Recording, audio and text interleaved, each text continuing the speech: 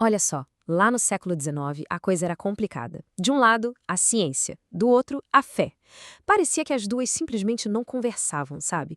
Eram tipo inimigas mortais. Mas e se existisse um jeito de juntar tudo isso? Pois é, a gente vai dar uma olhada em como a obra A Gênese, de Allan Kardec, tentou fazer exatamente isso, construir uma ponte entre esses dois mundos. Para a gente entender bem essa obra, primeiro a gente precisa mergulhar no grande conflito daquela época. De um lado, a ciência, do outro, as escrituras. Vamos tentar imaginar a cena. Século XIX, certo? A ciência chegava com tudo. Geologia, fósseis, mostrando que a Terra, na verdade, tinha milhões de anos. E do outro lado, a Bíblia, que, se a gente lesse ao pé da letra, dizia que o mundo todo foi feito em 6 dias. 6 dias. O choque de ideias aqui foi gigantesco. Não tinha como evitar. E aí, claro, isso gerou uma crise de fé enorme. Como é que se concilia essas duas coisas? A ciência estava errada? A religião estava errada? Ou será que existia alguma forma dos dois estarem certos? Essa era a grande questão que pairava no ar. É exatamente nesse ponto que a Gênese entra em cena. A obra propunha uma ideia audaciosa, uma espécie de ponte. Um universo que não é feito só de espírito, nem só de matéria, mas sim da união dessas duas coisas. O primeiro pilar dessa ponte é algo que a gente já conhece bem, o elemento material. Pensa numa argila, num bloco de mármore, é a matéria física que a ciência estuda. Aquilo que a gente pode tocar, medir. Sozinha ela não faz nada, é inerte, sem vida.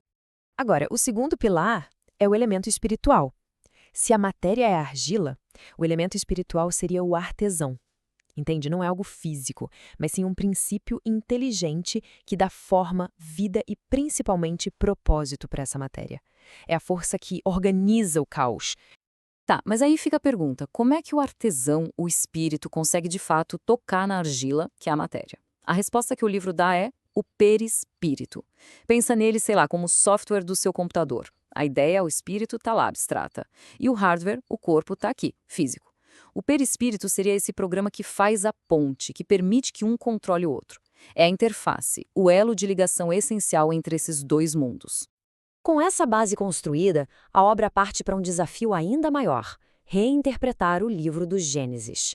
A ideia aqui não é jogar a Bíblia fora de jeito nenhum, mas sim lê-la com outros olhos, como uma grande alegoria, e não um livro de história literal.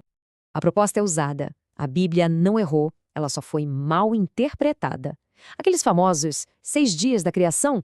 Então, não seriam dias de 24 horas. Seriam, na verdade, uma grande metáfora para eras geológicas imensas, descrevendo de um jeito poético um processo que levou milhões de anos. E aqui a coisa fica muito interessante. A obra faz um mapeamento da sequência bíblica com o que a geologia dizia. O primeiro dia, a criação da luz, seria a formação do nosso sistema solar. O segundo dia, a separação das águas, o resfriamento da Terra.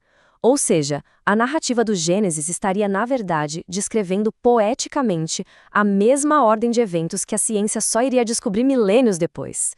Incrível, né? Ok, a criação foi reinterpretada, certo. Mas e os milagres? Como explicar as curas de Jesus e outros feitos assim extraordinários, sem quebrar as leis da natureza? A resposta do livro é que os milagres não quebram as leis da natureza. Na verdade, eles usam leis que a gente ainda não conhecia. Como a citação diz aí na tela, algumas verdades foram deixadas na sombra, esperando o momento certo da humanidade as entender. Cristo, por sua evolução, já dominava e aplicava essas leis. E como ele fazia isso, então? A explicação se baseia na ideia de fluidos universais, que seriam como uma energia vital que está em tudo. Um espírito muito avançado, como o de Jesus, conseguiria manipular essa energia, esse fluido, e direcioná-lo para curar. Olha, o processo descrito é quase mecânico se a gente parar para pensar. Primeiro, a vontade do curador dá o impulso, move esse fluido reparador. Segundo, esse fluido é transmitido para o paciente. E terceiro, ele vai lá e restaura o equilíbrio molecular do corpo. Não é mágica, é a aplicação de uma lei natural, só que mais sutil. E assim que, ao reinterpretar tanto a criação do mundo quanto os milagres, a Gênese finalmente completa a sua ponte, numa tentativa de unir de uma vez por todas os mundos da fé e da ciência. A consequência disso tudo é uma mudança profunda na própria imagem de Deus. Ele deixa de ser aquela figura arbitrária para se tornar a inteligência por trás de leis universais, que são consistentes e que podem ser compreendidas.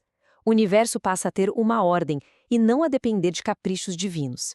No fim das contas, o objetivo da obra era esse: apresentar um sistema unificado, um sistema onde a ciência explica o mundo material e a espiritualidade explica a causa inteligente e o propósito por trás de tudo. Uma não anula a outra, pelo contrário, elas se completam. Essa tentativa lá do século XIX de unir o que a gente vê com o que a gente não vê, nos deixa com uma pergunta. Uma pergunta que, na minha opinião, é tão relevante hoje quanto era naquela época. Quando o mundo material parece não dar conta de explicar tudo, para onde a gente olha em busca de respostas?